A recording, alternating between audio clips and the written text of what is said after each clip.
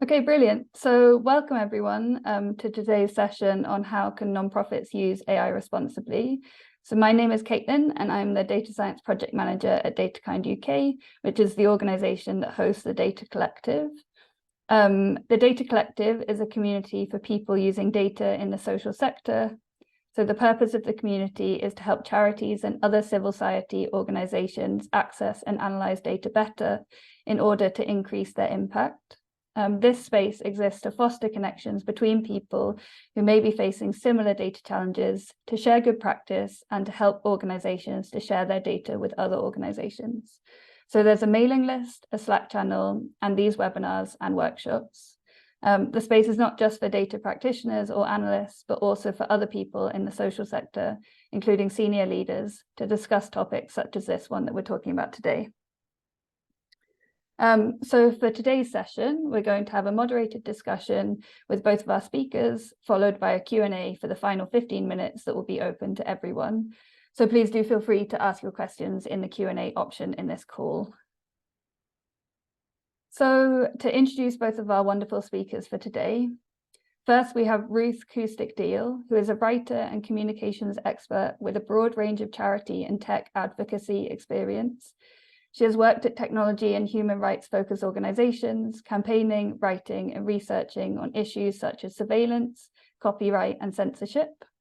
What gets her passionate is approaching technology from a perspective of consent and inclusion. This is why she co-founded the Intersection of Things podcast, a feminist take on how tech is changing how we live, tackling topics such as rituals, resilience, and rock stars. She is also on the Advisory Council for Defend Digital Me, who work for children's privacy and data protection rights in the UK education system. Ruth is currently Comms and Marketing Manager at the Health Foundation.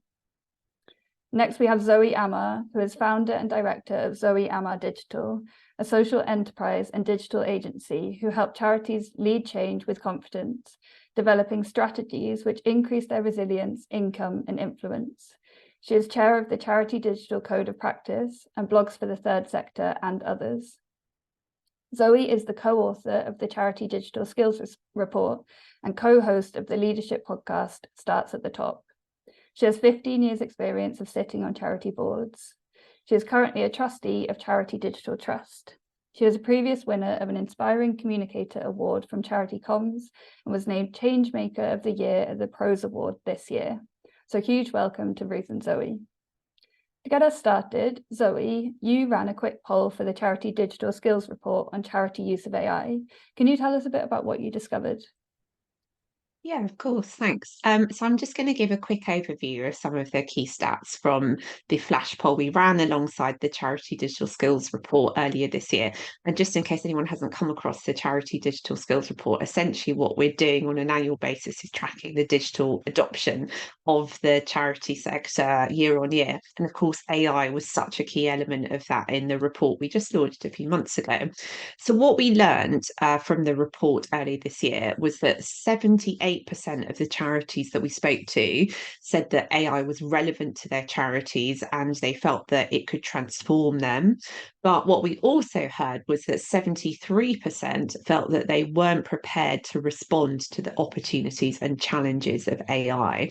And I think that's a really interesting tension that those two stats alone show, that the majority feel that it's relevant, it could be really transformative, but we're at a stage, which I think is quite common across the sector, where people don't feel ready yet.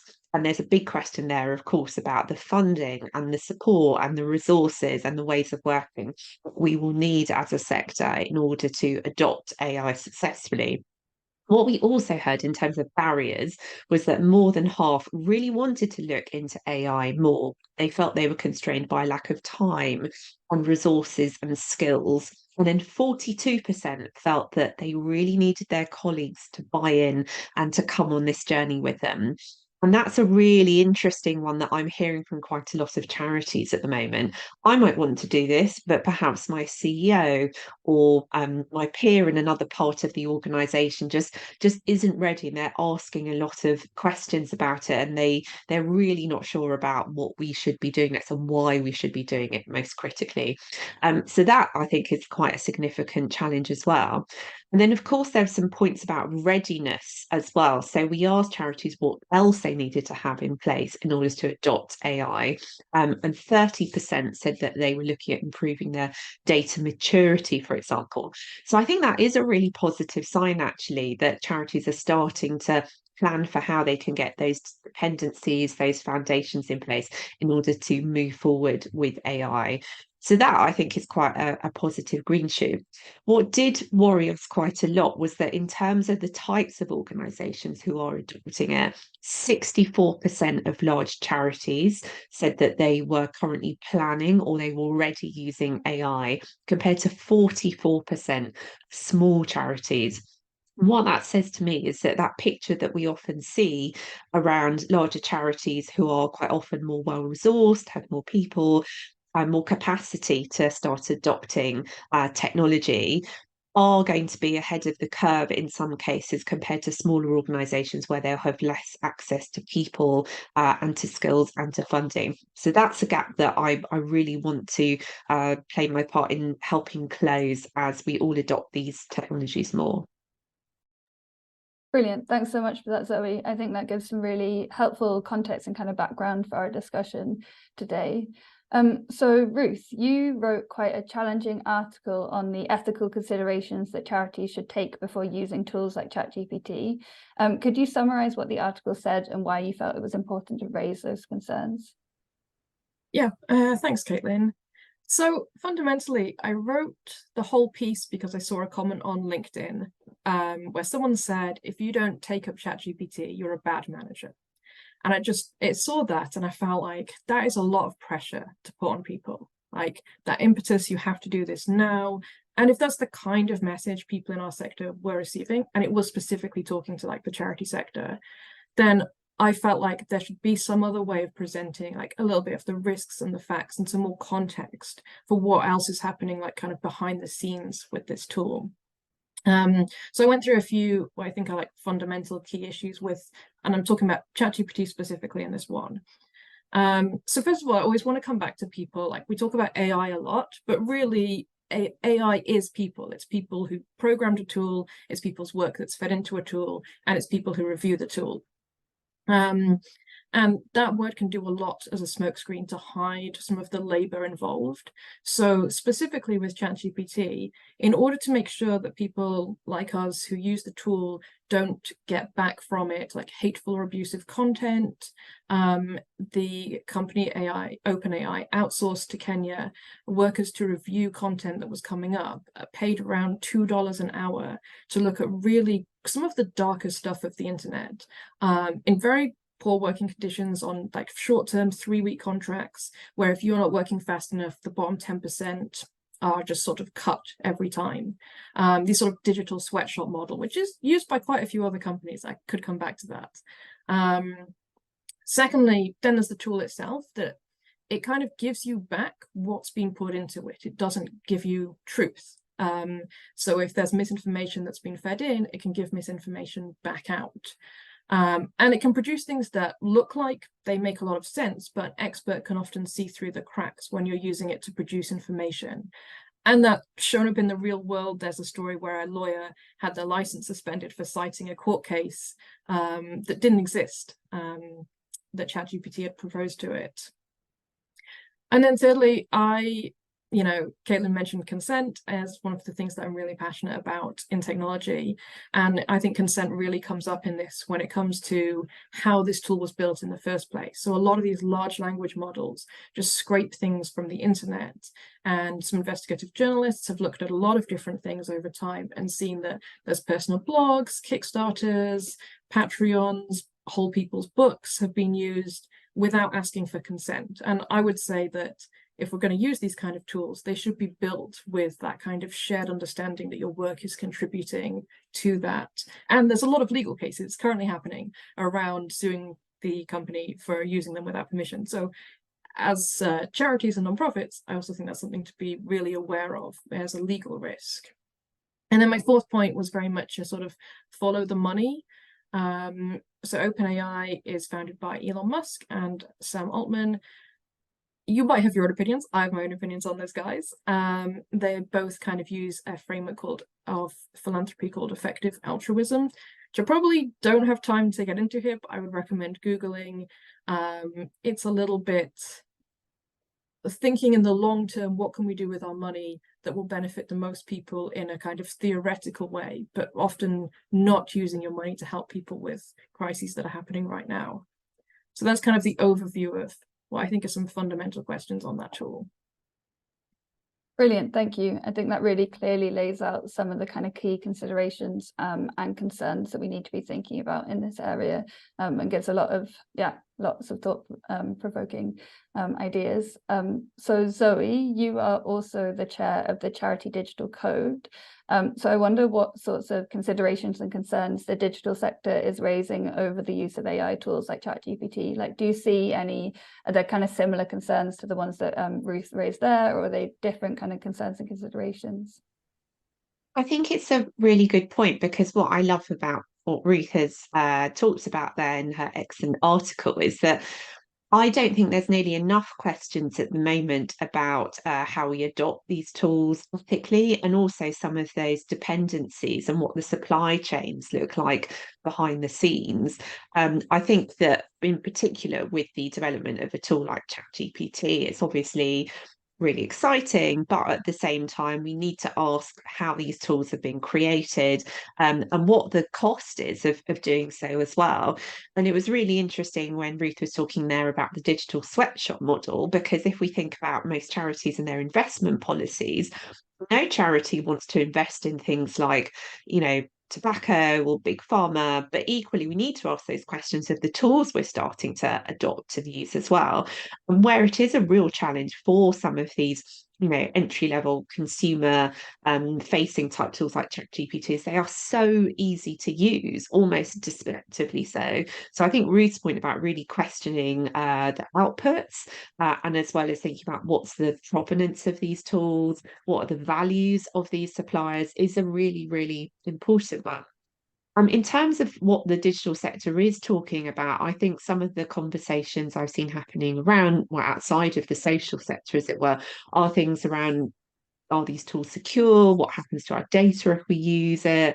What can we do with it, of course, and not do with it as well? And I know we're going to talk about use cases later on in this session as well.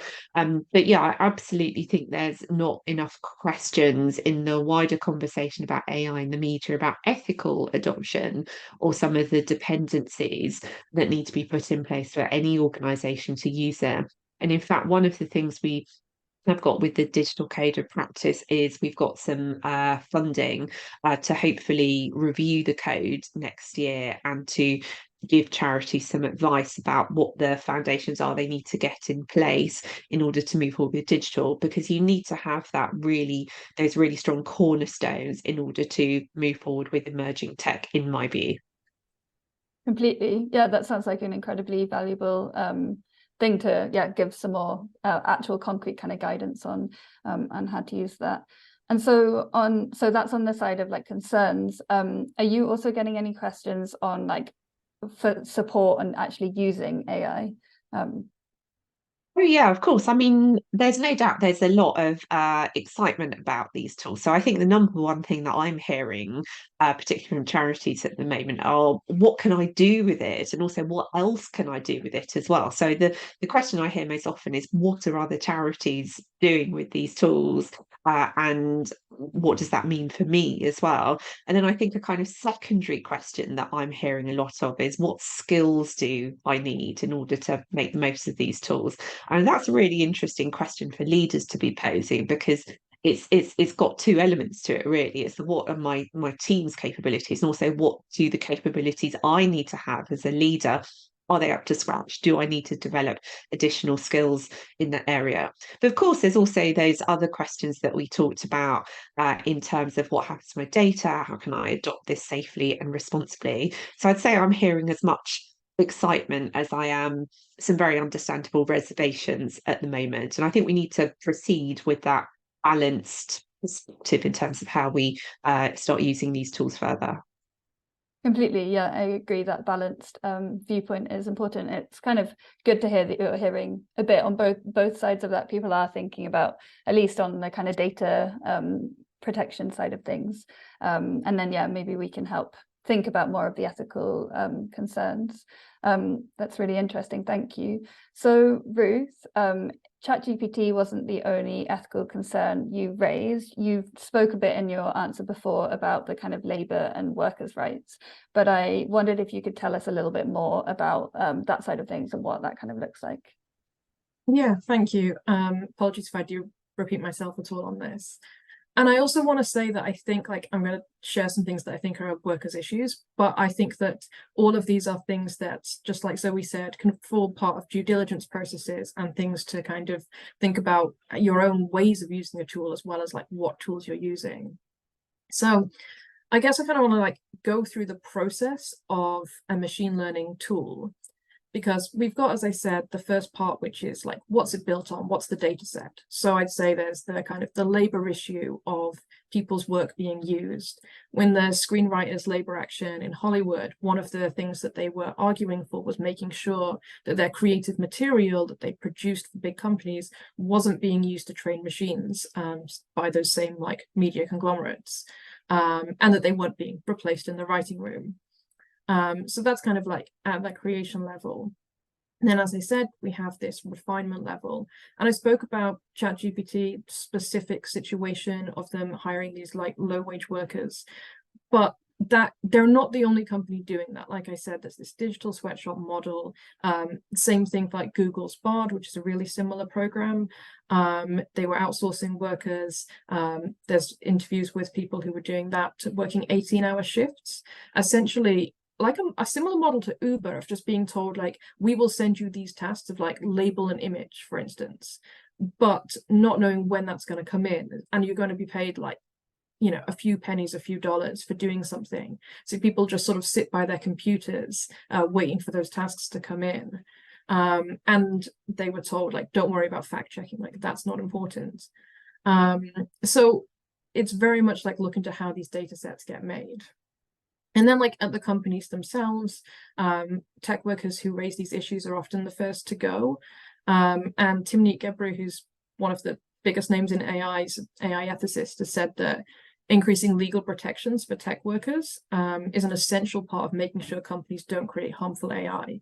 So again, like, have those companies blocked attempts at unionizing? Like that. A lot of that information is actually not too hard to find out, because there's been many cases of whistleblowers or people quitting. And then I think it comes down to how we use things ourselves. So rather than a generic threat of like AI is taking our jobs, which I don't actually think is that helpful, but it is helpful perhaps to think about a specific person's job. Like, if there is an artist that you really like the work of, and instead of hiring that artist, you think, oh, I'll type into Midjourney, create image just, you know, like this artist, then that's actually a specific person's work that's being taken.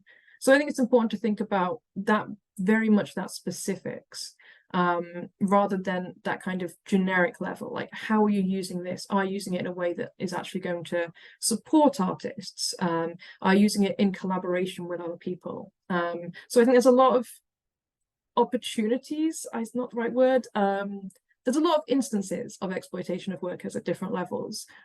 I don't think any of those levels are inevitable. They're not part of the technology. They're part of capitalism, they're part of big companies operating, but we don't have to use those things if we don't agree with them. And if we're building things, we can build things in more ethical ways.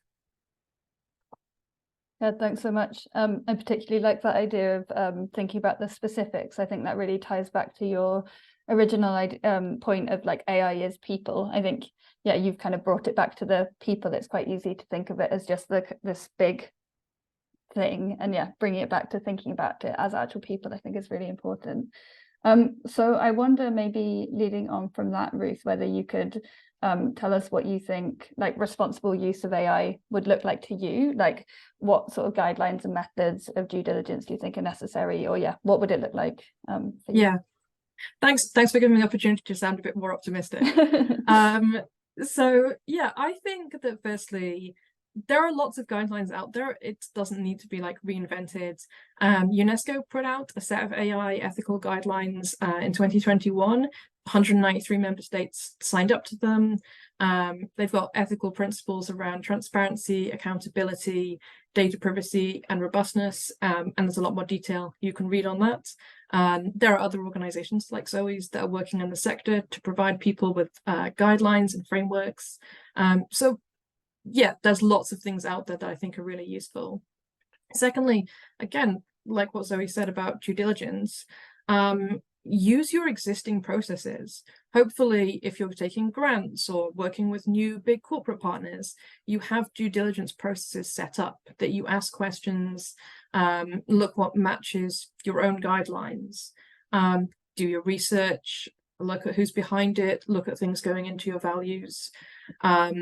Fourthly, like kind of related, do that risk assessment, what's being done to mitigate any harms, and also being clear where your lines are. I have seen instances of people saying, well, I've done my due diligence, I've done my risk assessment, I've made a list of harms, so here we go. You also have to have, like, whatever system it is, a point at which you say, like, this is a line for us. And I think that's really important when if you are kind of creating a framework, to really evaluate that first before you then start applying it to an opportunity. So then you kind of go in fully informed rather than kind of weighing it up as you're working through a process. And then I'd say be transparent, be honest with your community about what you're doing. No one likes feeling misled. But people like to know what's going on. So if you're using something, it's really useful, like if you create an image, to just say like generated using Midjourney or something like that. And that helps people feel like they understand what's going on. I'd say look at the nonprofit space itself. Look at projects that are being built collaboratively. Look at citizen tech or tech co-ops. I saw Outlandish were in the chat. I went to a really good conference put on by them in the summer, and they sound like they have lots of networks into kind of tech cooperatives. So if you have a budget for tech, can you put that budget to work that is, you know, pro-labor rights? Like, what's the way you can put that budget to a really good purpose? And fourth, I mentioned Timnit Gebru earlier. She's part of an AI research collaborative, and they're currently working on a like industry-wide standard for data sets, to apply like documentation for how data's been gathered. It doesn't look like it's out yet, but I think something like that is really good. It comes back to that point about transparency and just that clarity around what's happening, where's the data come from. I can't remember it right now, but I read an interesting article about someone who was working on a similar model for like labeling data sets and images and things like that. And big idea, they were going to pay people a living wage to do the labeling. And it was like not a true, you know, not something kind of totally radical. It was like, hey, this is actually a need. The digital sector, the tech sector wants people to do this job. Why don't we just pay people a fair wage to do it and respect that those people are also tech workers? So yeah, I think pay people well for the job shouldn't be controversial, but I would add that to the list of responsible AI needs. I think that's definitely an important one to add on, especially in this sector. It's something we all think about quite a lot in kind of most of our the charity focuses. And I also really like your point of just thinking about all the resources and things that are already available and kind of using that to guide your framework. So Zoe, I'd be interested to hear also your thoughts on what responsible use of AI looks like, and yeah, your thoughts on the kind of guidelines and methods of due diligence that are necessary. Yeah, sure. And I totally support what Ruth has said. And I think there's a lot of really interesting stuff coming through in this space to help organisations, charities, or not to adopt AI. I'd like to just share an example, actually, of a conversation I had with a charity about this a few weeks ago, who asked me to go and talk to them about AI. And one of the things that I was asking them on the call, I was saying, well, can you tell me about your wider approach to digital? What are your goals? What's your strategy? What are you working on? What are you trying to do? Because obviously AI has got to align with that. And their response was, We don't really know. I mean, we are doing some work improving our use of 365, but actually we don't have specific things we're aiming for. And my advice then was, well, actually, you need to improve and really understand what you're trying to do there first, because AI is not a little shiny toy that we can just chuck into our organizations. I think part of Ruth's point about responsible adoption is that you really need to take a considered, intentional approach to what you're doing and why you're doing it. So the advice that we're giving to organizations at the moment is you have to think about what is your vision and your mission, and how is using these tools actually going to add to that and help you better achieve that. And of course, you've got that additional layer, which I think is so critical for any charity's use of digital, regardless of AI or not, which is really about your values. So, how can we adopt these tools in line with our values? And you may have something in there about being collaborative or inclusive or whatever it might be. That is actually a really key bit of decision making criteria that you need in there, going back to what you really stand for as an organization and your ethos, and making decisions about AI accordingly. A few other things that I would suggest on this actually is, some of you may know, we have developed a draft checklist for charity trustees to help them adopt AI responsibly, and also to review progress as well. I think it will hopefully also be useful for charity leaders. Now, that's going through user testing at the moment. I think we've got some wonderful people on this call today who are actually involved in that, so hello to them. And we will be launching that on the 9th of November, so please do keep an eye out for that. It will be a free tool for anyone who might want to use it. And then a few other things that I would suggest along the lines of what we've recommended in there is, if you're going through an organisational strategic review, you really need to be thinking about AI. I think that's part of the planning for unintended consequences of how the use of these tools might evolve. So if you're doing some scenario planning as part of developing your strategy, what role will AI have within that? What is its scope to potentially change the world that your charity is operating in? And you'll probably have a number of different scenarios there that you might want to think about as well. And then the final thing I'd suggest, which I think really builds on Ruth's point, is that we need as a sector to really adopt this in a collaborative way. We can't go it alone. We have to learn from each other and how we're using these tools. I'd really, really love to see more charities coming together to learn together about this stuff, which is why it's so great we're all here today. And one of the things I'm slightly concerned about at the moment is that we don't yet have a focal point for this stuff as a sector, and I think one is really badly needed. We have that in the education sector at the moment. We don't have anything like that in the charity sector, so I really hope we'll start to see something like that over the next few months, because it will be really critical to our adoption of these tools responsibly as a sector. Brilliant. Yeah, I think you're completely right. I think both of your points around collaboratively and doing this as a sector are really important. I also think that the charity trustee checklist sounds like a very valuable resource. So we'll be looking forward to kind of seeing that when it comes out. And yeah, I really like the idea of thinking, instead of thinking of AI as kind of a separate thing, of tying it back into your mission and values and vision as a charity. I think that's really, really helpful. So a question for both of you. So James Plunkett at Nesta recently said that charities should quickly adapt and adopt AI tools, as the uptake of it will be transformative, and he didn't want the sector to be left behind. I wonder if you both agree with the statement. As the uptake of AI grows globally, how would you see the charities using or maybe not using AI tools? Zoe, do you want to take that one first?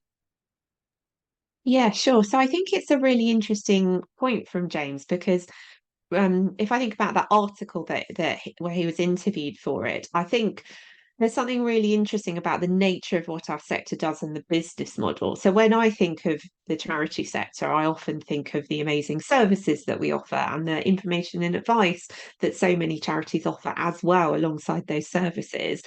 And both of those areas are ones where I think we are going to see just more use of AI, full stop, outside of the sector as well. And of course, a lot more automation too.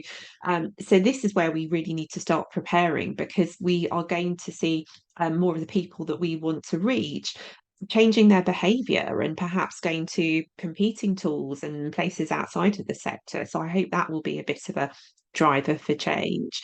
I think we all need to start learning about it, and that's obviously why we are all here today, to look at those different ways in which charities are using these tools. I also think it's really important to look outside the sector as well. So I was talking to someone over the weekend who does something totally different to me. They're a lawyer, they work in the data protection space for a really huge corporate.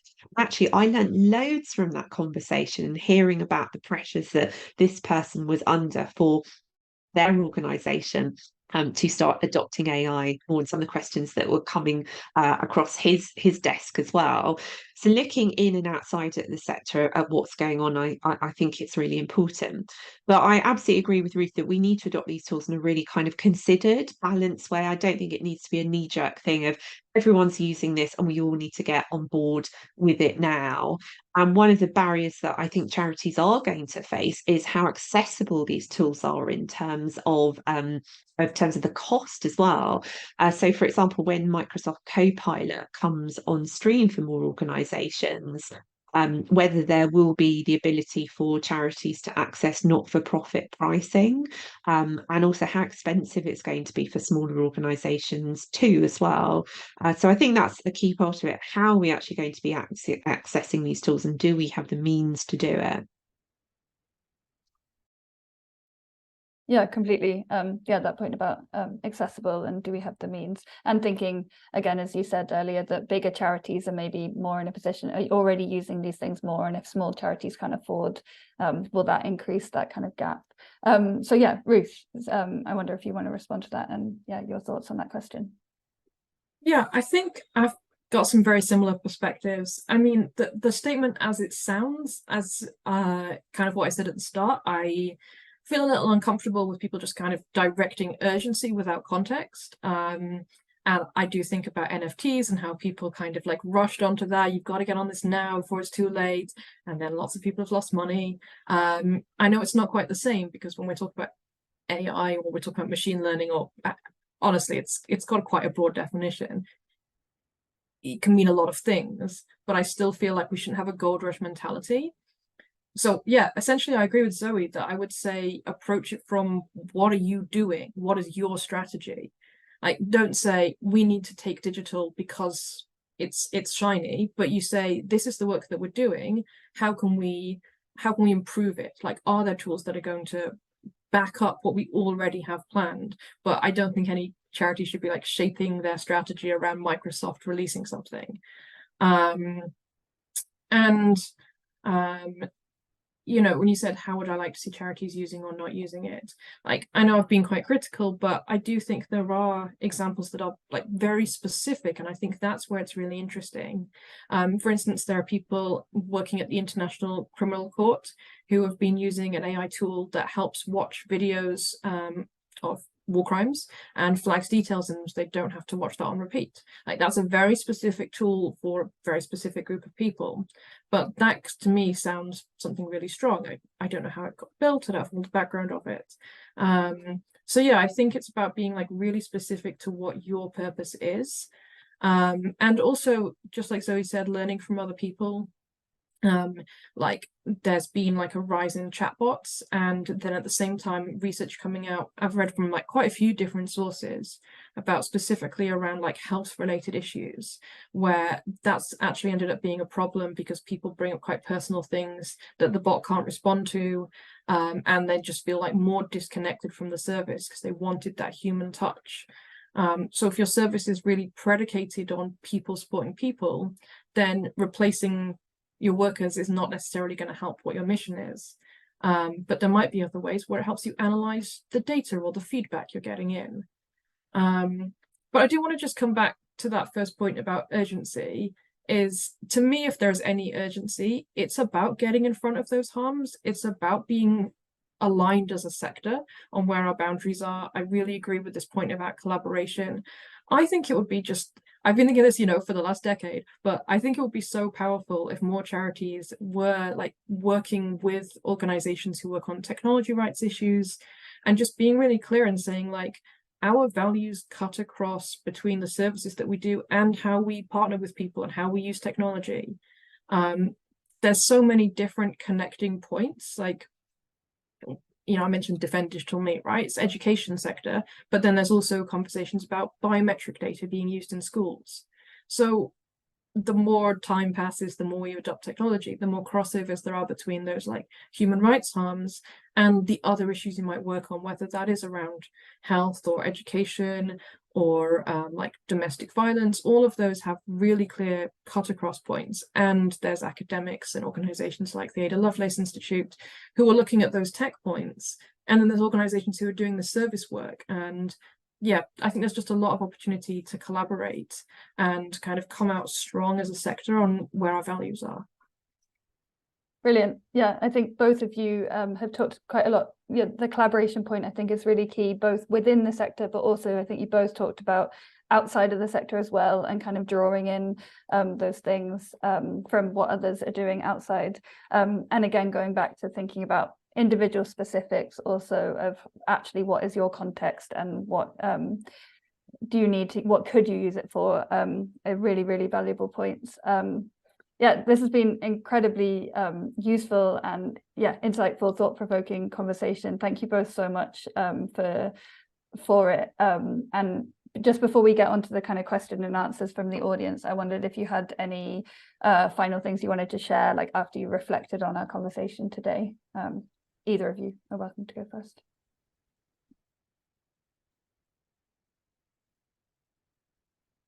I'm happy to kick off, and then Ruth, please feel free to chip in. I mean, one thing that has really been on my radar over the last couple of weeks is obviously everyone talks about data skills being really important for AI. I completely agree with that. I also think that product and service design skills are really key as well. So if I come back to this conversation I was having with the lawyer mate of mine recently, I think there's something there about that service design skill that you can have of just really logically thinking through a process and how to define the problem, and also how to make the most of the insights that you have as well from users. That's so important for what I really see as the adoption of AI being so dependent on being able to think through things in a really holistic way, and in a way that's really in line with your values, in the way that Ruth has spoken to today, which I think is really important. Brilliant. Yeah, Ruth, go for it. Thanks, Zoe. Yeah, I think it's really clear that there is a sense of alignment very much on like what is the actual like organizational strategy, and people really wanting to have that support and have those frameworks. So I think that's really like a cause for hope and optimism, that I think people are stepping into the space actually with an opportunity to be like really informed and really collaborative. So I think that's really good news. I guess the only other thing I wanted to say was a kind of like shout out citations of solidarity, and say that if you want to read more about this, or like read more in general around the topics of technology and human rights, I'd recommend Weapons of Mass Destruction by Cathy O'Neill. It's a really good book, and it's not particularly long, which is always helpful for busy people, that looks a lot around sort of algorithms and how they are used. And likewise, Safia Noble's Algorithms of Oppression is also a really good book on that topic, around like the use of data in people's lives, and looks at quite a lot of really specific case studies. So yeah, I just wanted to kind of give a shout out to people whose work has informed me. Brilliant, thank you. Yeah, I think they're both brilliant books. Very, yeah, I think accessible things to start thinking about in this space. Brilliant, thank you so much, both of you. Yeah, for this incredibly interesting, thought-provoking and kind of, yeah, discussion.